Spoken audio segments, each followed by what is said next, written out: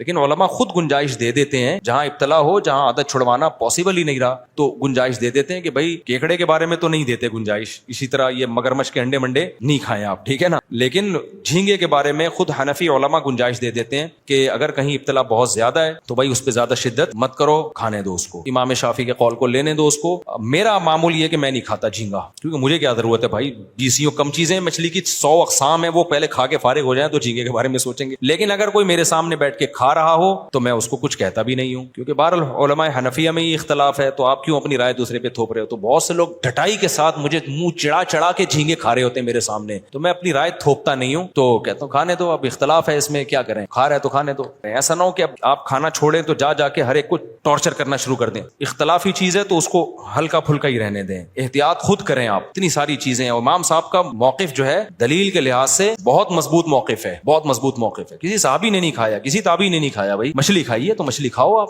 خلاصہ یہ نکلا کہ اگر کوئی میرے سامنے بیٹھ کے کتا کھائے گا وہ میں نہیں کھانے دوں گا. میں کہ تیری رائے تو ادھر بیٹھ کے کھا. جھینگا کھائے گا تو چونکہ اختلافی مسئلہ ہے اس کو میں کھانے دوں گا. مجھے کھلانے کی کوشش کرے گا تو میں نہیں کھاؤں گا, کیونکہ میرا خیال یہ ہے کہ اگر انسان اسی طرح رخصتوں پر ادھر ادھر کلابازیاں کھاتا رہے نا تو برکت ختم ہو جاتی ہے, پھر اس میں پھر وہ سری ناجائز کی طرف بھی جانا شروع کر دیتا ہے. اپنے بارے میں میرا یہ موقف ہے کہ بھائی جس ہاں کوئی چیز ساری چیزیں ہی کھانے کو ختم ہو جائیں, پھر کتے سے بہتر ہے آدمی کیا کھا لے, کھانا نہ مل رہا ہو, پھر یار اختلاف سے فائدہ اٹھاؤ, بھوکا تو نہیں رہنا نا. پھر اختلاف, لیکن ایسا ابھی ہے نہیں, سب کچھ کھانے کو مل رہا تو میں جھینگے کی طرف ڈائریکٹ کیوں جاؤں, احتیاط پر عمل کروں. کسی صحابی نے نہیں کھایا, کسی تابعی نے نہیں کھایا تو میں احتیاط پر عمل کرتا ہوں. کتا کھائے گا میرے سامنے تو میں اس کو کتوں کو کھلا دوں گا پھر. تو یہ ہے اس بارے میں پوری رپورٹ میں نے پیش کی ہے. باقی جو لوگ اس میں ابو حنیفہ پہ طنز کرتے ہیں نا کہ ابے حنفیوں کے پاس کوئی دلیل نہیں ہے, سمندر کی سب چیزیں جائز ہیں, تو ان کو بس ایک جو طنز کر رہا ہے, جو طنز نہیں کر رہا تو اختلافی مسئلہ ہے بھائی. جو بعض لوگ طنز کرتے ہیں تو ان کو بولا کرو پھر مگرمچھ کے انڈے کھانے کا بھی فتویٰ دے, تو پھر تو کچھوے کے انڈے کے جائز ہونے کا بھی فتویٰ دے, تاکہ وہی انڈے لوگ اٹھا کے تیرے سر پہ مارے.